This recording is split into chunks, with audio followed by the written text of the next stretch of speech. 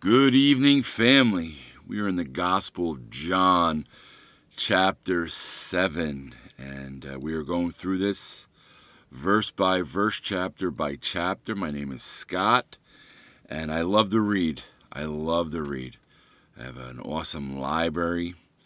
I try to read every day, and we're just going through the Bible. We're going through the New Testament. We've been in Matthew, we've been in Mark, we've been in Luke, and now we're going to be in John. And we're going to go straight through the Bible. When we finish, we'll flip it and go to the Old Testament, and then go through the Old Testament. And I'm kind of new to this, so I'm figuring it all out. I think I finally have the room where I'll be recording all my videos. And if you have a prayer request or a praise report, please leave in the comment section below. And I would love to lift up your prayer requests and praises. All right, so let's start. John chapter 7. After this, Jesus went around in Galilee, purposely staying away from Judea, because the Jews there were waiting to take his life. But when the Jewish feast of tabernacles was near, Jesus' brothers said to him, "You ought to leave here and go to Judea, so that your disciples may see the miracles you do. No one who wants to become a public figure acts in secret. Since you are doing these things, show yourself to the world." For even his own brothers did not believe in him. Therefore Jesus told them, "The right time for me has not yet come. For you, any time is right. The world cannot hate you, but it hates me, because I testify that what it does is evil. You go to the feast. I am not yet going up to this feast, because for me the right time has not yet come." Having said this, he stayed in Galilee. However, after his brothers had left for the feast, he went also, not publicly, but in secret.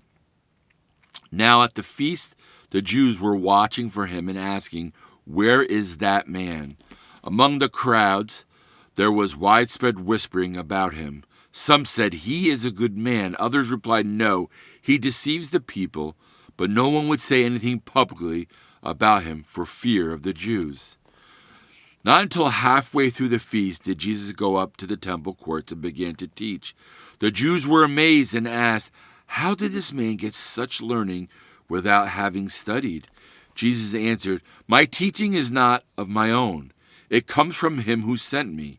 If anyone chooses to do God's will, he will find out whether my teaching comes from God or whether I speak on my own. He who speaks on his own does so to gain honor for himself, but he who works for the honor of the one who sent him is a man of truth. There is nothing false about him. Has not Moses given you the law? Yet not one of you keeps the law. Why are you trying to kill me?" "You are demon-possessed," the crowd answered. "Who is trying to kill you?" Jesus said to them, "I did one miracle, and you were all astonished. Yet because of Moses gave you circumcision, though actually it did not come from Moses, but from the patriarchs, you circumcise a child on the Sabbath. Now if a child can be circumcised on the Sabbath, so that the law of Moses may not be broken, why are you angry with me for healing the whole man on the Sabbath? Stop judging by mere appearances and make a right judgment." At that point, some of the people of Jerusalem began to ask, "Isn't this the man they are trying to kill? Here he is, speaking publicly, and they are not saying a word to him. Have the authorities really concluded that he is the Christ? But we know where this man is from. When the Christ comes, no one will know where he is from."